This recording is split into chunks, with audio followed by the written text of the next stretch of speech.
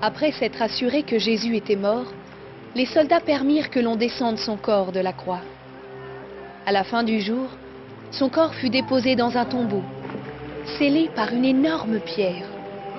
Sur l'insistance des chefs religieux, des soldats furent postés pour garder le tombeau. Pour ceux qui aimaient Jésus, ce fut un temps de désarroi et de grande confusion.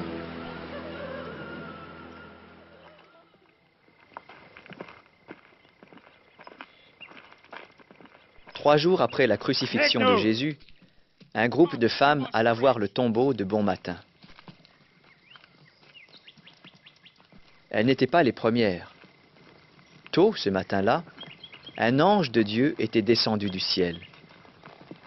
Les soldats qui gardaient le tombeau furent frappés de stupeur, et l'ange roula la pierre qui scellait l'entrée.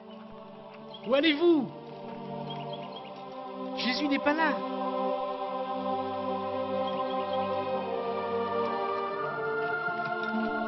Impossible.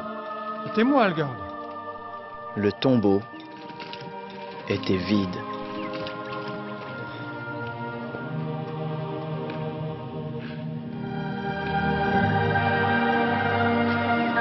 Exactement comme il l'avait promis, Jésus était ressuscité des morts.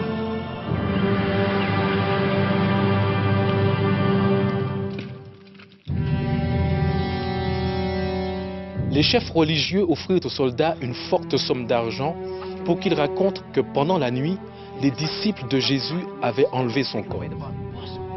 Ils promirent que si l'affaire arrivait jusqu'au gouverneur, ils useraient de leur influence pour les préserver des ennuis. Les soldats acceptèrent l'argent, mais la vérité ne put rester cachée.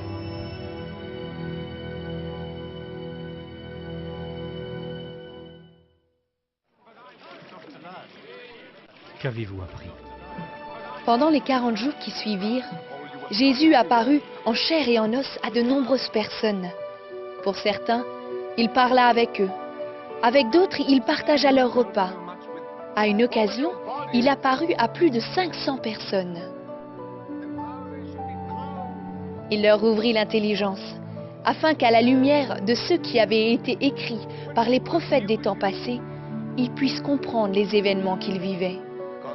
Il leur expliqua que pour le pardon des péchés du monde, sa mort et sa résurrection étaient nécessaires. Puis, il parla du royaume de Dieu, en affirmant que toute autorité lui avait été donnée, dans le ciel et sur la terre. Votre captivité est terminée. Le temps était maintenant venu pour Jésus de s'en aller vers le Père et d'aller préparer une place dans le ciel pour tous ceux qui l'aiment. Jésus promit à ses disciples que l'Esprit de Dieu viendrait bientôt leur donner la puissance d'annoncer au monde la vérité, l'amour et le pardon venant de lui.